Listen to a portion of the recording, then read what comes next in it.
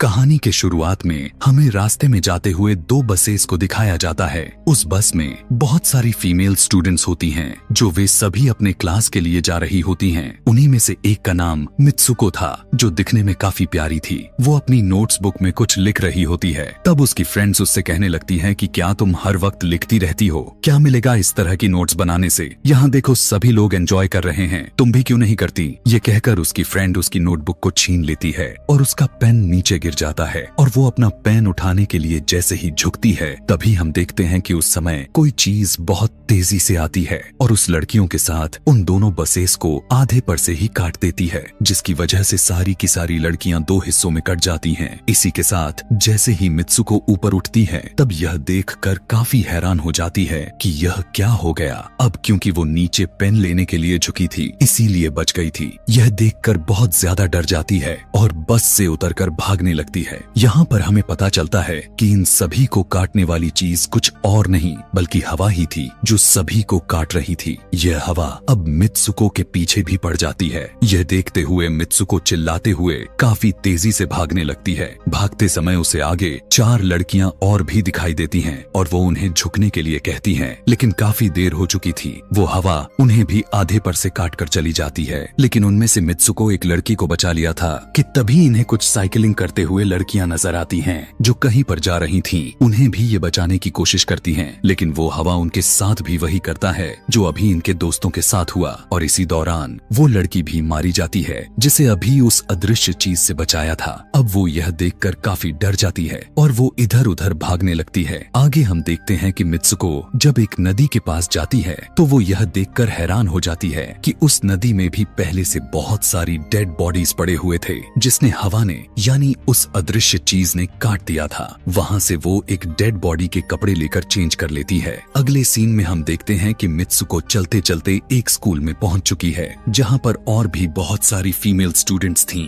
उनका uniform Mitsuko के uniform से काफी डिफरेंट था। यानी यह भी था कि वो तो उनके स्कूल के स्टूडेंट तो नहीं थी कि तभी एक लड़की मित्सुको के पास आती है और उससे कहने लगती है कि तुम कैसी हो। दरअसल देखा जाए तो वो लड़की उसकी बेस्ट फ्रेंड थी, लेकिन मित्सुको उससे पूछती है कि क्या तुम सच में मेरी बेस्ट फ्रेंड हो, क्योंकि उसे कुछ भी समझ में नहीं आ रहा था कि उसके साथ हो क्या रहा है। वो काफी सदमे में थी। यहाँ पर हम यह भी जान पाते हैं कि मित्सुको और उसकी बेस्ट फ्रेंड काफी ज्यादा एक दूसरे को प्यार करती हैं कि तभी वहीं पर तेज हवा चलती है और मित्सुको डर कर बिल्डिंग के अंदर चली जाती है। उसकी बेस्ट फ्रेंड को कुछ भी समझ में नहीं आ रहा था कि ये हो क्या रहा है। वो मित्सुको से पूछने लगती है कि तुम इतना ज्यादा कांप क्यों रही हो और इतना ज्यादा डरी क्यों हो, तुम्हें हो क्या गया है। तब मित्सुको अपने बेस्ट फ्रेंड को सब कुछ बता देती है कि किस तरह से एक हवा का झोंका आया और उसके स्कूल के सभी स्टूडेंट्स को काट कर चली गई। यह सुनकर उसकी दोस्त उसे विंडो के पास ले जाकर उसकी हाथ बाहर निकाल कर कहने लगती है कि ये देखो, ये बस हवा है और कुछ नहीं। यहाँ पर मित्सुको के दिल को कुछ शांति मिलती है और इसे लगने लगता है कि शायद ये मेरा ख्वाब ही हो सकता है। जिसके बाद मित्सुको का बेस्ट फ्रेंड अपने 2 और दोस्तों को लेती है और क्लास को बंद करने का प्लान बनाती है। जैसे ही ये चारों क्लास के बाहर जाने के लिए निकलने ही वाली होती हैं कि तभी वहाँ पर उनकी टीचर आ जाती हैं और उन्हें देख लेती हैं, लेकिन वो चारों वहाँ से भाग जाती हैं। वे चारों भागते भागते एक लेक पर आ जाती हैं। वहाँ पर मित्सुको की बेस्ट फ्रेंड अपने दोनों दोस्तों को भी उसके ख्वाब के बारे में बताती है। तभी उनमें से एक लड़की कहती है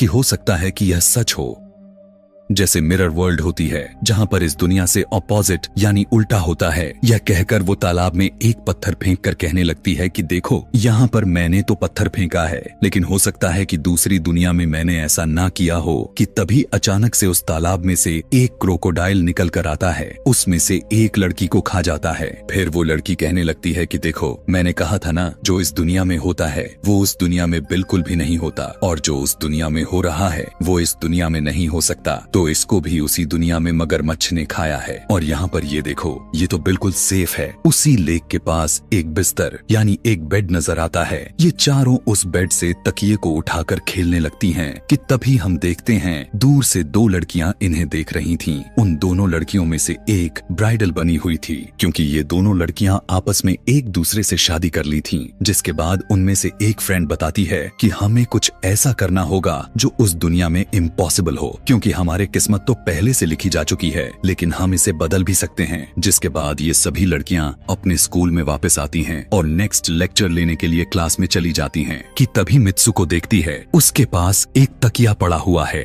अब जैसे ही वो इस तकिए को उठाने के लिए नीचे झुकती है कि तभी उसकी टीचर पूरे क्लास में गन से फायर करने लगती है और जैसे ही मित्सुको उस तकिए को उठाकर ऊपर देखती है तो उसके क्लास के सभी लड़कियां मारी जा चुकी होती हैं और यहाँ पर एक बार फिर वो बच जाती है जैसे पिछली बार अपने ड्रीम्स में बच गई थी। मित्सुको की टीचर उसके पास आकर कहती है कि तुम्हारी हिम्मत कैसे हो गई, इस क्लास को बंद करने की, तुम्हारा भी मरना तय है। कि तभी उसी वक्त दो लड़कियां और आ जाती हैं और मित्सुको को बचाकर वहाँ से भागने की कोशिश करती हैं, लेकिन एक दूसरी टीचर वहाँ पर आकर उन दोनों लड़कियों को मौत के घाट उतार देती है। अब जितने भी स्टूडेंट्स की जान बच गई थी, मित्सुको उनके साथ बाहर भागने लगती हैं, लेकिन स्कूल की सभी टीचर्स उन सभी लड़कियों पर फायरिंग करने लग जाती हैं। अब यहाँ पर फायरिंग के दौरान सभी लड़कियां जैसे ही वहाँ से बाहर आती हैं, तो यहाँ पर हवा उन्हें काट देती है। यहाँ पर अब मित्सुको यहाँ पर एक बार फिर से अकेली रह जाती है और वो वहाँ से भागकर क्राउड एरिया से होता हुआ पुलिस स्टेशन में जाती है। वो वहाँ पर सब कुछ बताने लगती है। उसकी यह बात सुनने के बाद पुलिस वाली लड़की उससे कहती है कि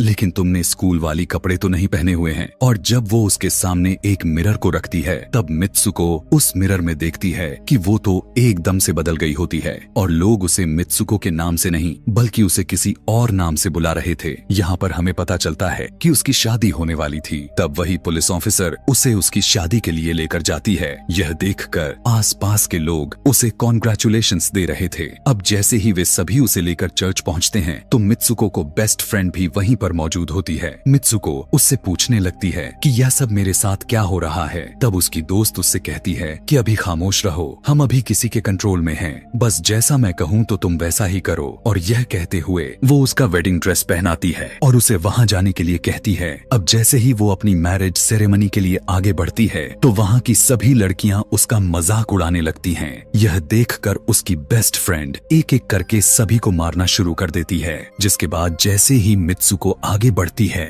तो उसके ग्रूम की जगह एक ताबूत खड़ा हुआ नजर आता है।